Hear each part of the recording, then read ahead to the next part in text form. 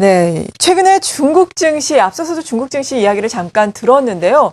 경제지표 부진으로 인해서 이틀 연속 하락을 했었죠. 오늘은 보합권에서 강보합권에 머무르고 있는데요. 중국과 관련한 이슈 또 바로 알아보겠습니다. 미중산업경제연구소의 조용찬 소장 연결합니다. 안녕하세요.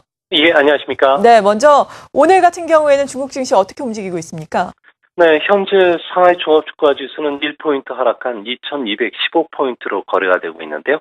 내수주라고 할 수 있는 관광이나 음식료, IT 업종 쪽으로는 좀 소폭 매수가 들어오고 있는데요.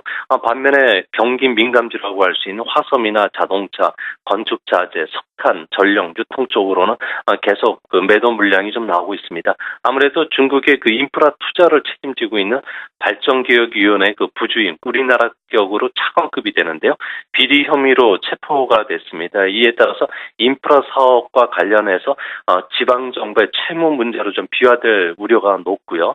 또 인프라 투자가 일부 중단될 가능성이 있기 때문에 이렇게 되면은 과잉 생산 문제로 인해서 생산이 더 위축당할 수도 있습니다. 여기에 베이징시가 주택 사전 판매 규제를 강화하기로 하는 등 부동산 규제책을 강도 높게 도입하는 정책들이 속속 나오고 있기 때문에 아무래도 중국 증시는 당분간 약세 조정 국면이 계속 진행될 것으로 보여집니다. 네, 그리고 오늘 중국발 금융위기에 대한 보고서가 경제연구소에서 또 나왔다라는 소식인데요.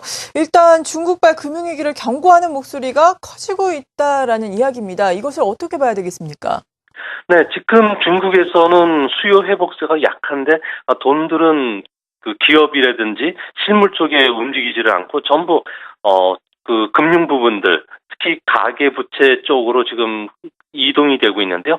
특히 고수익, 고위험 상품 쪽으로 돈들이 부동산이라든지 특정 금정 신탁과 같은 자산관리 상품 쪽으로 좀 속속 유입이 되고 있다고 합니다. 이 때문에 그림자 금융시장 규모는 무려 6천조 원이 넘게 되는데 GDP 한 70% 정도 된다고 합니다. 더 큰 문제들은 이런 자금들이 부동산이라든지 지방 정부의 그 채무 문제로 들어가 있기 때문에 크고 작은 금융 사고들이 지금 계속 터지고 있는데요.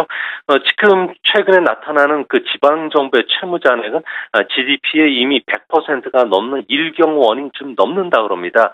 이 때문에 중국발 채무 위기로 확산될 위험과 관련해서 경고들이 나오고 있는데요. 제가 중국에 있는 그 지방 정부 당국자들하고 이야기를 해보니까 아마 지방 정부의 채무 위기가 확산이 되면은 공산당 위기로 비화될 수밖에 없기 때문에 아무래도 공산당이나 중앙정부가 토지나 국부펀드, 국유기업 등을 포함해가지고 자원들을 동원해서 위기를 좀 막을 가능성이 높다고 합니다. 하지만 고조되는 금융위험 문제는 근본적으로 해결이 되지를 못하고 있고요.